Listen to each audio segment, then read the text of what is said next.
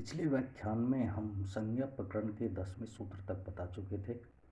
आज हम 11वां सूत्र अणुदित सवर्णस्य चाय प्रत्यय। अणुदित सवर्णस्य चाय प्रत्यय सूत्र, इसका अर्थ है प्रत्यय से भिन्न अण और उदित सवर्ण की और अपने स्वरूप की संज्ञा व्यक्त करता है। सूत्र का भावार्थ है किसी सूत्र के द्वारा जिसका विधान किया जाए उसे प्रत्यय तथा जिसका सूत्र के द्वारा विधान न किया जाए उसे अप्रत्यय अथवा अविद्यमान कहते हैं।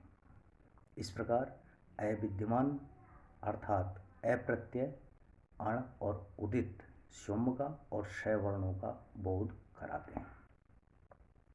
यहाँ अण से तात्पर्य है कि अ, इ, उ, ऋ, ली, ए, ओ, ऐ, औ, ह, य, व, र और ल तथा उदित का अर्थ है क वर्ग, च वर्ग, ट वर्ग, त वर्ग, प वर्ग के 25 वर्ण। इन 39 वर्णों में से किसी का भी वर्ण यदि किसी सूत्र द्वारा विधान न हो तो अपनी तथा अन्य 38 वर्णों का भी बोध कराता है। क वर्ग आदि के वर्ण तो विद्यमान होने पर भी सवर्ण का बोध करा देते हैं। जैसे इको यणचि सूत्र में इक अविद्यमान है क्योंकि विधान तो उसके स्थान पर यण का हुआ है।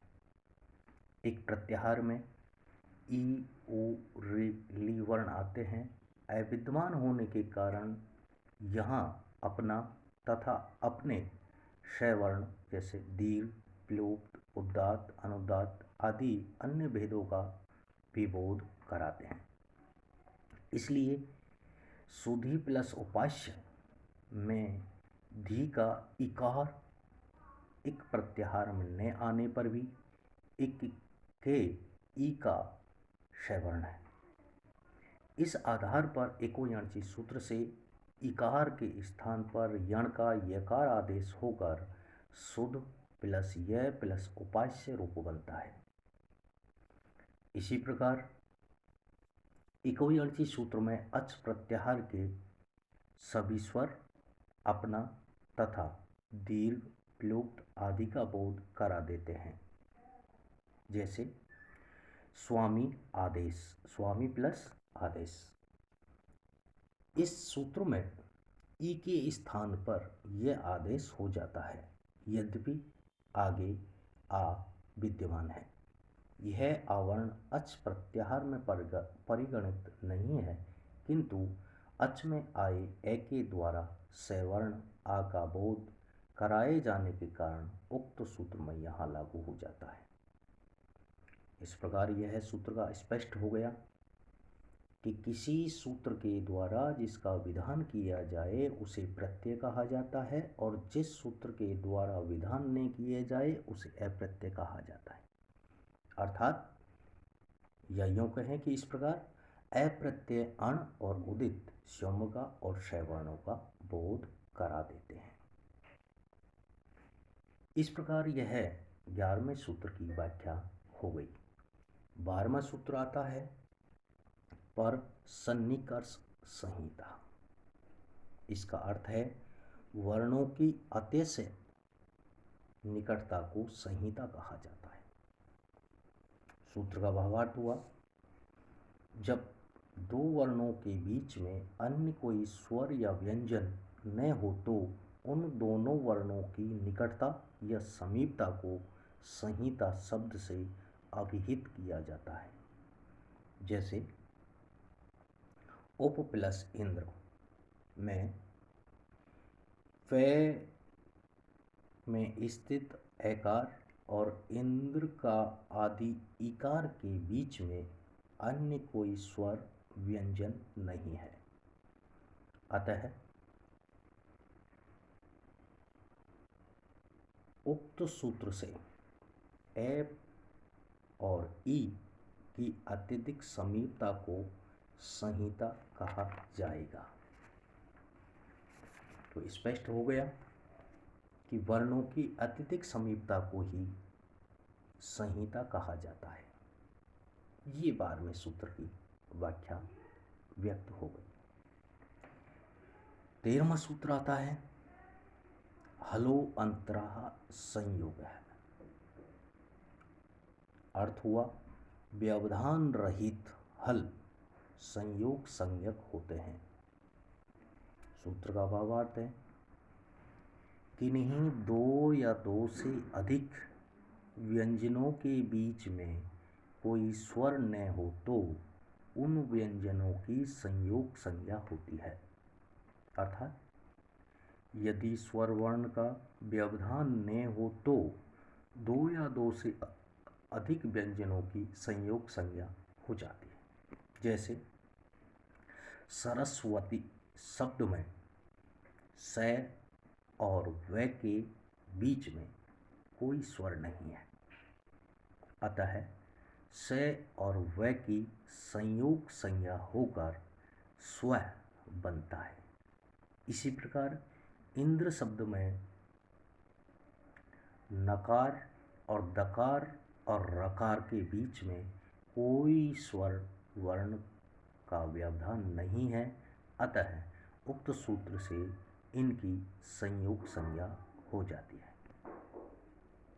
तो सूत्र का तात्पर्य यही है कि व्यवधान रहित हल संयोग संज्ञक होते हैं।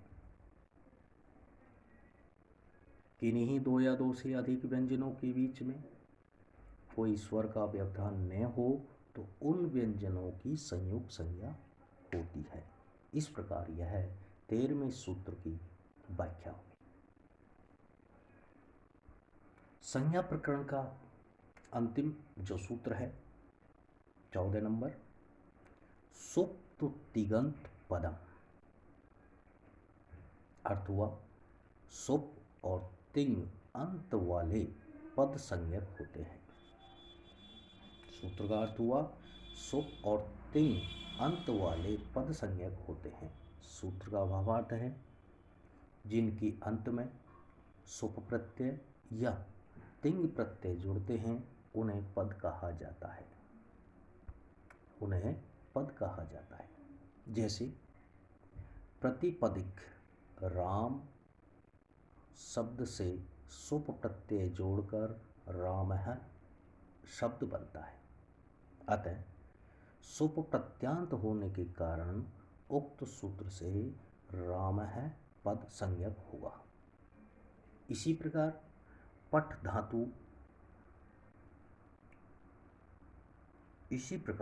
पठ धातु के आगे तिंग प्रत्यय में से तिप प्रत्यय जोड़ने पर पठती रूप बनता है और पठती को पद संज्ञक कहा जाएगा। यहाँ सुप प्रत्यय से तात्पर्य है सुप प्रत्यय से तात्पर्य कि सु औ जस अम और सस टाभ्याम बिस नेभ्याम भस नशीभ्याम भस नस ओस आम नी औस सुप। ये हमारे 21 प्रत्यय हैं जो सुप कहलाते हैं। और ये प्रत्यय जिस पद के अंत में जुड़ते हैं, जिस शब्द के अंत में जुड़ते हैं उसे पद कहा जाता है।